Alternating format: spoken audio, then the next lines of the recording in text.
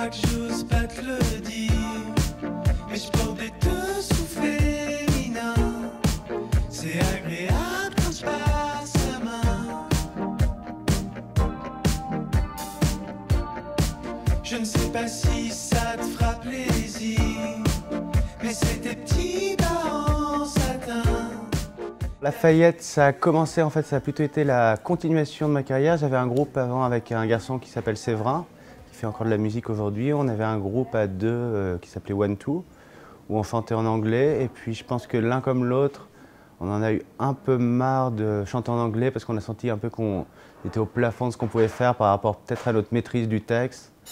Et puis peut-être aussi qu'on s'est dit qu'on ne pouvait pas vraiment dépasser nos modèles, les grands modèles. Et que j'ai l'impression, moi en tout cas, que pour qu'un propos artistique soit intéressant, il faut qu'il soit un peu singulier, donc personnel.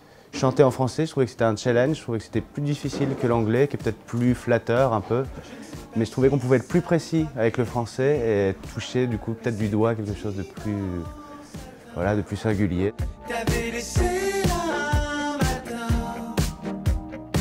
Les artistes qui m'ont inspiré pour Lafayette, en fait, il y en a peut-être plusieurs. C'est peut-être justement du coup par rapport au texte, en fait. Je dirais qu'il y a Boris Vian, parce qu'il y a ce côté, je trouve, et drôle et en même temps profond. Et je trouve que c'est un peu, voilà, ça me touche. Et je trouve qu'il n'y a pas trop ce créneau dans la chanson en français. Après, il y en aurait d'autres aussi, évidemment, comme c'est pas original, mais bon, c'est ce qu'on comptait. Gainsbourg pour la maîtrise de la langue, le côté très bien écrit, peut-être plus formule. Ou à l'inverse de Gainsbourg, peut-être quelqu'un comme Souchon, qui est moins dans la formule, mais qui est plus dans l'émotion, qui a peut-être un vocabulaire plus simple, qui est moins tape à l'œil, mais que je trouve assez touchant dans sa façon de raconter les histoires.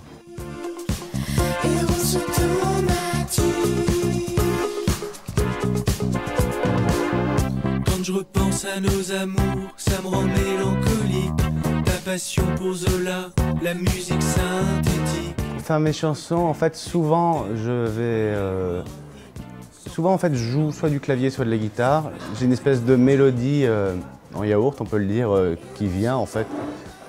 Et après, je peux la laisser de côté. En fait, comme j'accorde un peu d'importance au texte, j'ai besoin d'avoir une idée de texte pour finir le morceau, en fait. Sinon, j'ai l'impression que c'est juste des notes sur de la musique, ça marche, mais bon. Qu'est-ce qui fait que j'ai vraiment envie de la finir, de lui donner vie, en fait, qu'elle existe? Ça va être les paroles. Et pour les paroles, j'ai une façon, je sais pas si d'autres gens ont la même, mais assez particulière de faire. Il faut que je trouve le titre.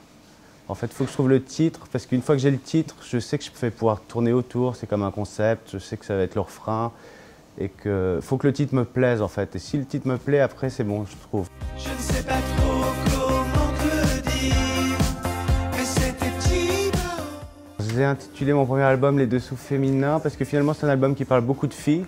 Il y a beaucoup d'histoires d'amour. Et en fait, il y a un peu un twist, vu que la chanson Les Dessous féminins, c'est l'histoire d'un garçon qui porte des bas de filles. Donc voilà. Et je trouve que ça me ressemblait un petit peu dans un type de virilité, finalement, un peu 2017, où je suis loin de Jean-Yann, et physiquement, et du coup, j'ai ce côté un peu garçon féminin, en fait. Voilà. Je pense que c'est pour ça que je l'ai intitulé comme ça. Si je pense à toi, mon amour, à un détail symbolique, je revois toujours tes dents, un peu asymétriques, ivoire au bord coupant, qui m'a vampirisé. Mon actualité future, ou disons mes préoccupations futures, je vais faire plusieurs concerts à Paris dans un endroit qui s'appelle les Trois Baudets. Donc voilà, je vais travailler le live pour ça. Parallèlement à ça, je suis en train d'écrire des nouvelles chansons parce que j'ai envie de refaire des disques et je sais que le processus est long et je me dis que plus on a de matière, plus on pourra être exigeant et plus le disque à venir sera meilleur. Et voilà, ça fait déjà pas mal de choses à faire. Je pense que c'est bien en plus de travailler à côté parce que ça évite d'être trop auto-centré sur son projet. Et le risque, c'est un peu que ça sente le renfermer. J'ai l'impression qu'il faut se nourrir un peu aussi d'autres choses et que ça donne au contraire ça va donner de la matière pour les chansons. Donc là, j'envisage d'ouvrir une école de musique pour enfants. Enfin, une école, c'est un grand mot, mais disons de faire des cours collectifs de musique pour enfants à Paris. Et puis si jamais ça ne marchait pas, écoutez, la vie est longue, il y aura d'autres choses, hein, je ne sais pas, on verra.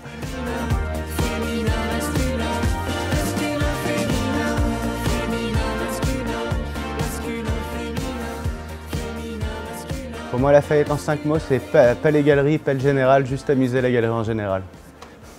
Celle-là, je l'avais travaillée.